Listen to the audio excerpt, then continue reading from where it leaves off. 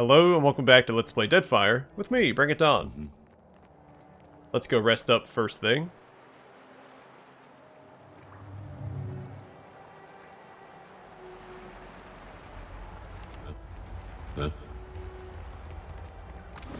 Also, did we finish this shield? Not quite.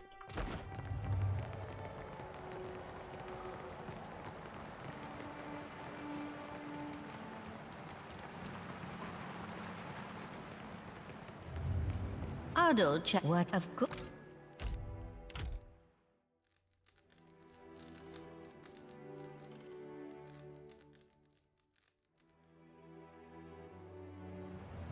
Right. And I want to compare this to what Adair has equipped.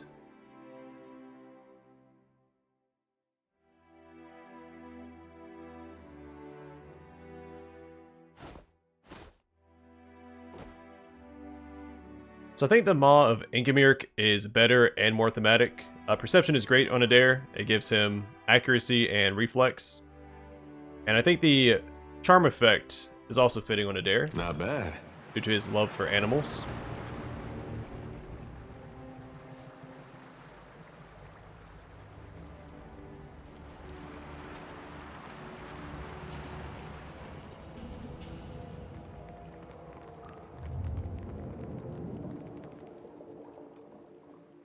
The pool of memories water seems more luminescent than before, and Humare gestures toward the font with an open palm. Congratulations, contender. Having endured the rite of passage, you earned the privilege to compete with other proven hunters. She scoops a talisman from the pool and holds it dripping before you. This token represents you and no other. Wear it proudly. It shall drink the essence of your actions, your triumphs, and your accomplishments, that the souls within these sacred walls will recognize them on your return. She presses the bangle into your hands with a toothy smile. We got a Crucible token. Granted to those who complete the Crucible's rite of passage, this mark is given to warriors found worthy by the faces of the hunt, the mystical patrons that oversee the games. It grants Kazawari's Call. The wielder challenges an enemy, getting bonus damage against that enemy while receiving less damage from that enemy's attacks. And plus 15% damage against the enemy, minus 15% damage taken from the enemy. Constantine watches you handle the talisman with a mixture of longing and repulsion on his normally sanguine face. Say nothing. Your next challenge will take you outside the walls of this arena. The island demands an offering, something to feed the pool of memories. Some relics sacred to this place have been taken and need returning, and others undiscovered await a hunter capable enough to find them. She smirks, her serrated teeth barely visible between her cracked lips. That sounds easier than fighting in the arena. Wish that were true, Watcher. Humare chuckles quietly. And just how many of these sacred objects am I supposed to find? It is assumed you will hunt with reckless abandon, and return all that you can, if only for the thrill of the pursuit. As for what is required, contenders are expected to return at least one relic sacred to the Seeker, Slayer, or Survivor, whichever face best aligns with the hunter within you. Does this mean the Crucible has accepted me? When do I talk to the faces? You survived the rite of passage, but you are yet shark bait to the faces. But now you can begin to demand their attention through your actions. Say nothing. She lowers her voice and leans close. She smells of sweat and peat. Each area of the island draws the attention of a particular aspect of Toamowhai. While you scour the island, watch as only a watcher can. She straightens. Speak with Ngari, Keeper of Memories, in preparation for your hunt. He will set the path before you. Return with your trophy, contender, and may Toamowhai guide your way. She bows her head and turns away.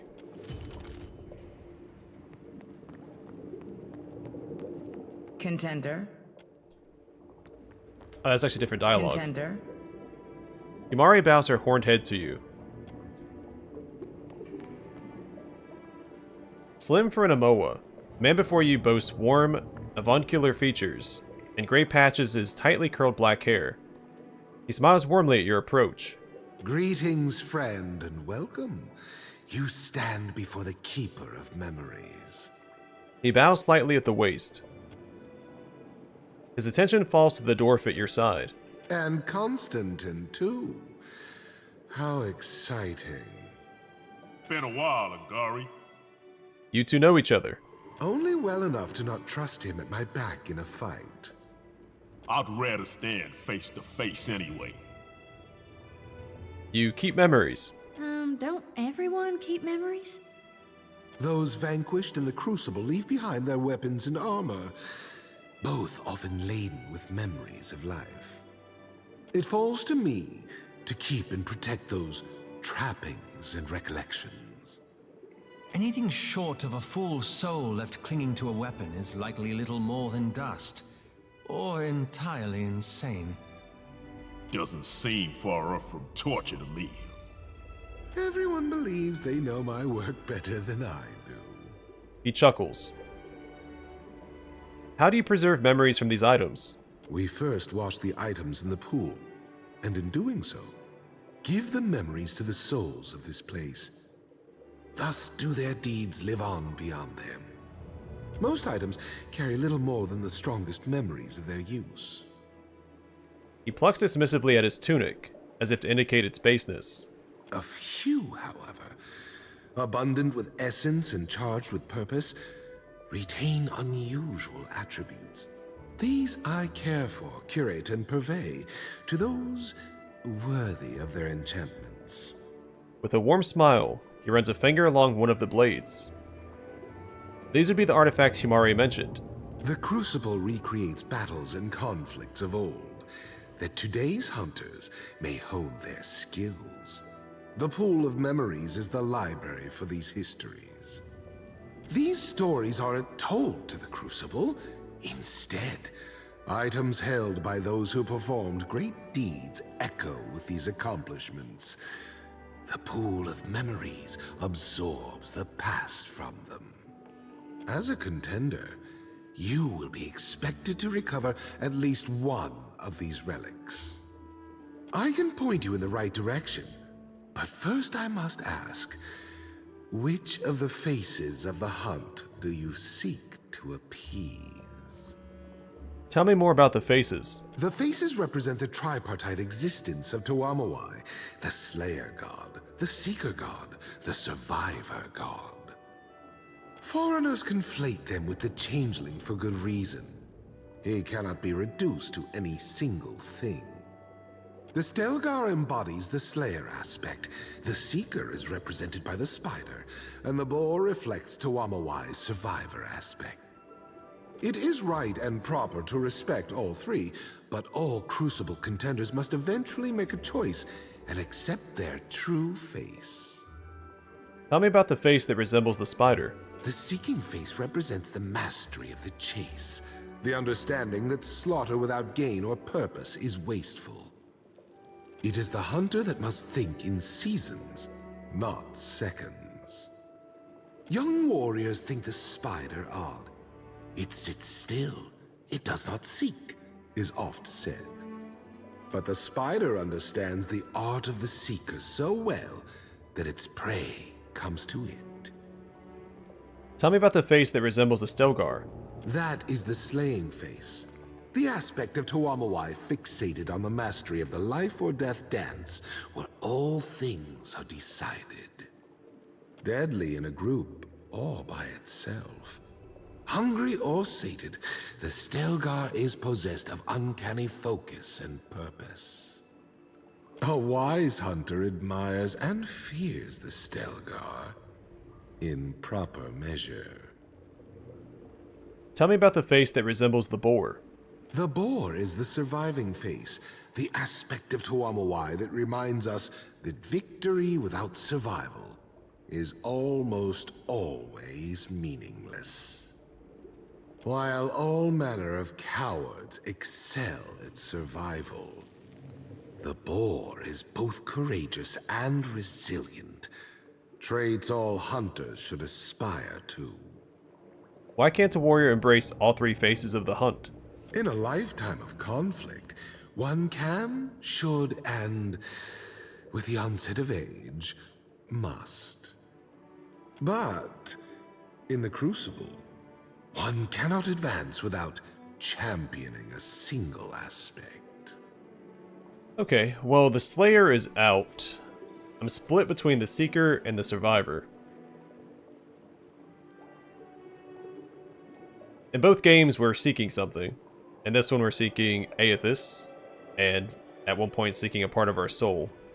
The first one, we were also seeking Theus. It's just the nature of RPGs to seek things, and I think it fits. Survivor, my character is a survivor and also a tank, so it's fitting in both those regards. I think I'm gonna go with Seeker though. I think it's the most thematic. Never mind. Have you made your decision then? I need to find an artifact for the seeking phase. Every year we lose hunters to the Kohatkana expanse. Usually they're tracking last year's hunters.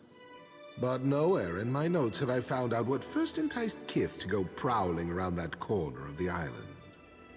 Rank foolishness, I'd wager. Not surprisingly, the expanse has become a sacred place to the Seeker. Return with something a failed Seeker before you left behind, and the spider will be pleased.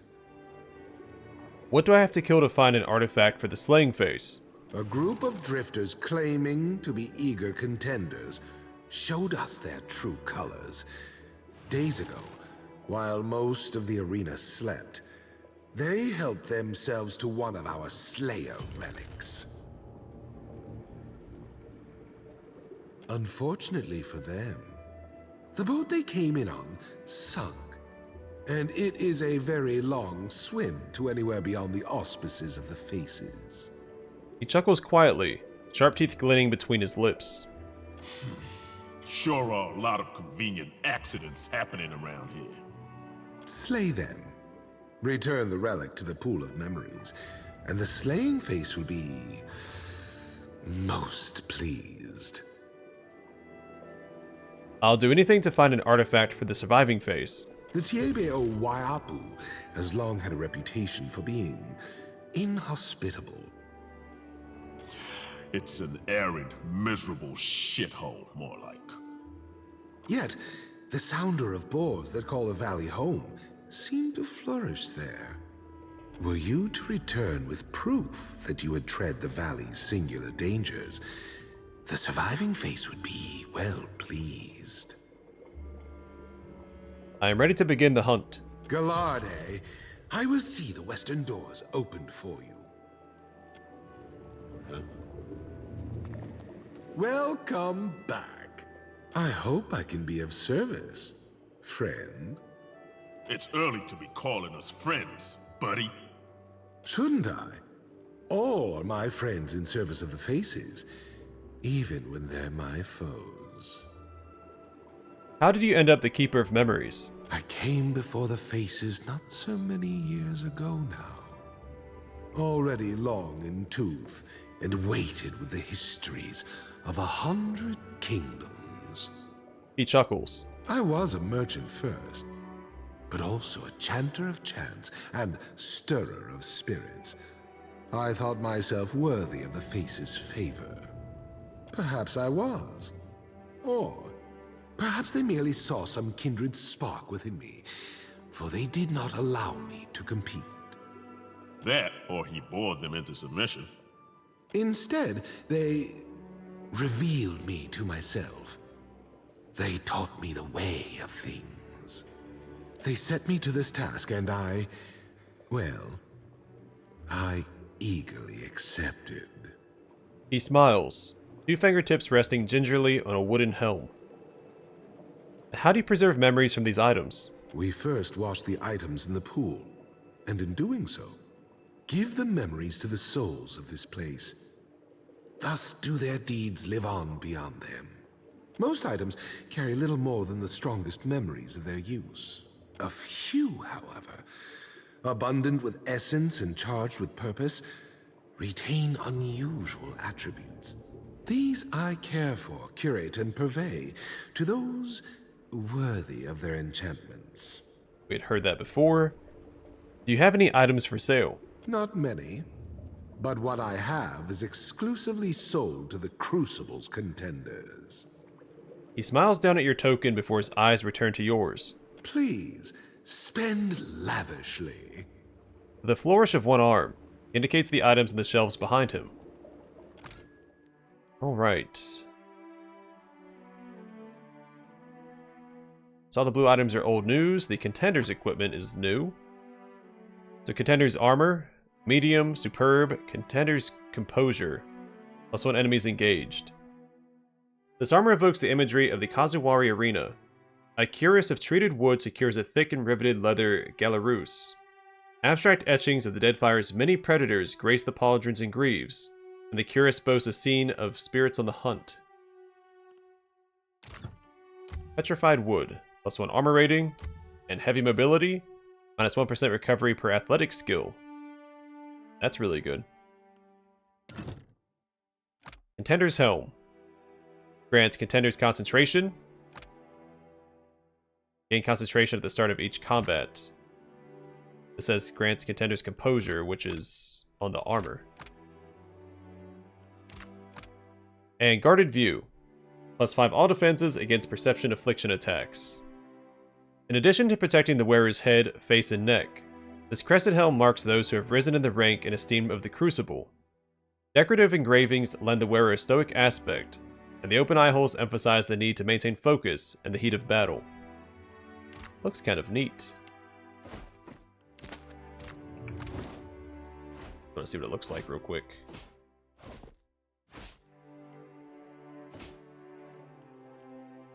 It's pretty cool. A wooden gladiator outfit.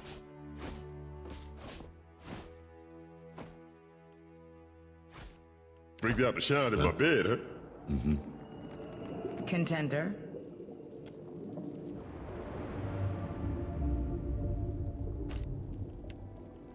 You can replay old challenges too. Huh?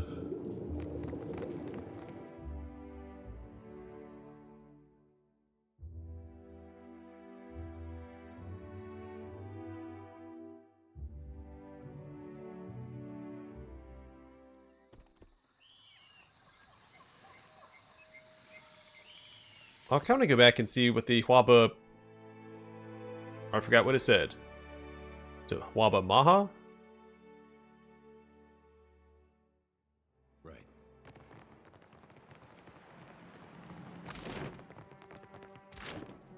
Something on the far side of the Crucible.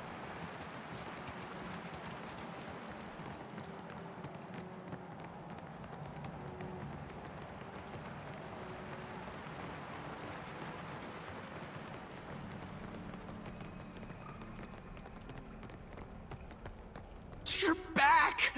Does that mean the belt is ready? His dark eyes dart about, searching you. I don't think it's ready. Oh, of course. Well, keep it on you. It'll do the rest. He rakes his fingers through his hair. Maybe another time.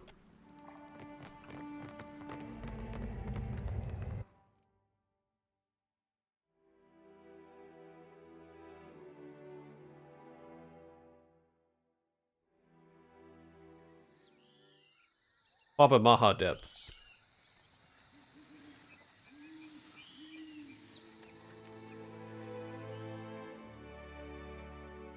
The jungle opens on a small glade, the trees encroaching overhead to enclose the space in cool, green shade. A stone dais, cracked by roots and dappled with moss and dirt, dominates the clearing. A pair of worn statues, crouched jungle cats missing eyes, ears, and in one case a paw, like a short stone well. Watu's quiet voice plays at the edge of your hearing. This well draws water from beneath the Crucible. It should offer ingress for the careful. Identify the statues. That's convenient. They look like jaguars rendered in the somewhat abstract Juana style. The markings along the flanks and jowls suggest them to be sacred beasts, spirits of the jungle, guardians perhaps of this well. If I had Takehu in the party, I wouldn't have done this. Search for traps. One of the stones sinks when depressed, an ancient pressure plate. Nothing occurs, however, when you do so from a safe distance. Perhaps some previous explorer disabled the trap, or perhaps the mechanism has simply failed over centuries exposed to the elements. Examine the well. The well stands barely a yard in diameter, the mortar between its sides cracked and gray when not entirely absent. A few rocks have crumbled away or been removed. Hear the sound of running water from the depths. Look inside. A stream flows far below, a faint incandescence casting shimmering lines along the well's cylindrical interior. While a grappling hook could certainly be lodged into the well, the integrity of the side seems suspect, and you're not sure that your longest rope will reach the bottom. Tie a rope to a cat statue. Oh wait, one of the paws had broken off. Maybe that's what happened last time. We'll try it anyway.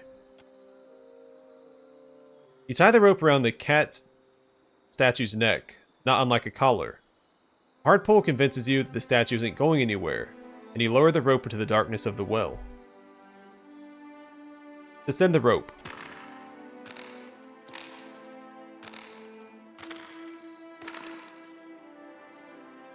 Your hands on the rope and your feet guiding your way down the inner walls of the well, you easily shimmy down the hole. The rushing water's roar envelops you as you're running short on rope, and the walls fall away around you to reveal an underground cavern. You note an outcropping of stone nearby, jutting out above the water. Swing to the outcropping. With a few careful swings, you manage to catch the outcropping with your feet, pull yourself tight against the wall. Looking around yourself, you find that the rocky ledge continues deeper into the cavern, the darkness inviting. Continue into the cavern. You advance into the dark.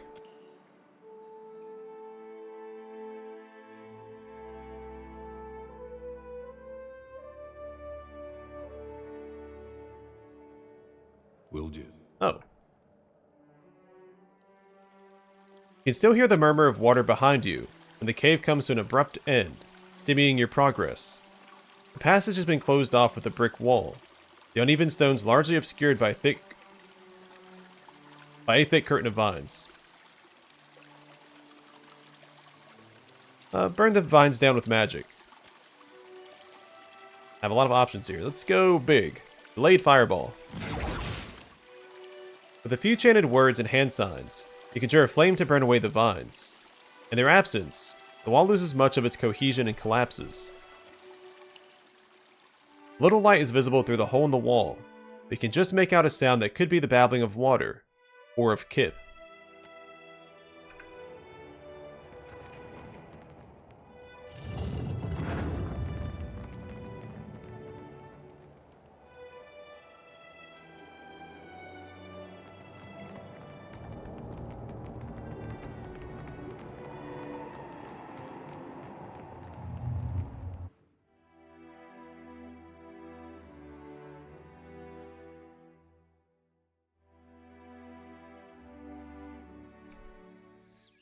To Pingako Ravine.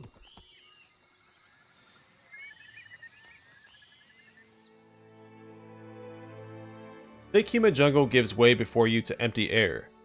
A vast chasm divides you from further progress, descending to a churning white froth of water below. A bridge of wound rope crosses the gap, planks of dark wood supported between the strands.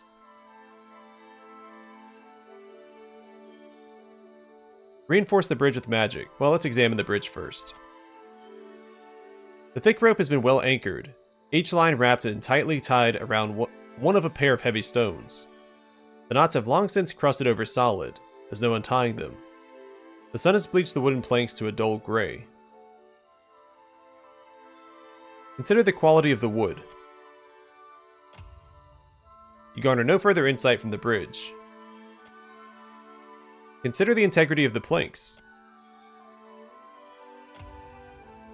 Alright, no further insight. Consider the construction of the bridge. The edge of the wood seems somewhat splintered rather than cleanly cut. It seems no attempt was made to seal the planks. The rope seems of stronger make, but could stand to be reinforced. Search for another route. You walk the edge of the chasm in either direction, but find no other manner of crossing. The river seems to stretch down to the beach you landed at, separating you from the rest of the island. With time, Aloth tells you, a bridge could be reinforced with materials provided by the island that would require days of dangerous effort. Reinforce the bridge with magic. Finding web. Chanting words of power, Aloth rests both hands just above the braided supports. Thick webbing spreads across the bridge, throwing up the planks and rope. Alright, carefully cross the bridge. You step onto the reinforced bridge, and it bears your weight with reassuring stability. You begin the crossing. The ropes feel secure beneath your hands, and you move confidently along the structure. With the final step onto solid ground, you complete the crossing and find yourself among the thick foliage of the central island. Oh, neat. How do I get up here? Let's go do that first. I'm assuming there's going to be a fight in each one of these areas. And with as tough as the fights have been in this expansion so far, that's going to take a while. So, we'll save that for next time.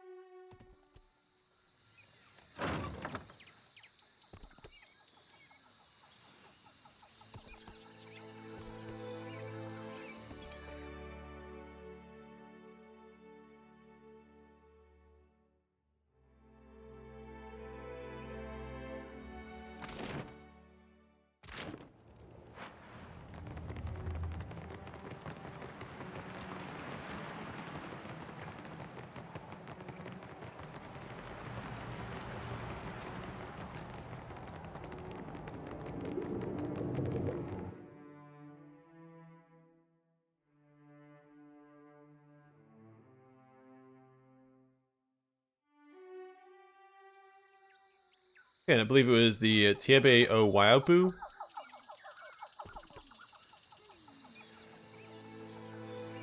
I'm not sure if doing one of these will lock out the rest, so I do want to do the... That's the Survivor. I think the Koa Takana Expanse was the Seeker. We'll just double check. Yeah, so we'll do that one first. Again, I do think Seeker is the most fitting for any main character, really. But for now, I'm going to call it here. Next time we'll check out the Koa Takana Expanse, and if we can, we'll continue to these two areas as well. I'm assuming that we won't be locked out because there's a burial site locked behind this one. But it could be tied to this one as well. But we'll see. Either way, for now, thanks for watching. Hope to see you guys in the next one.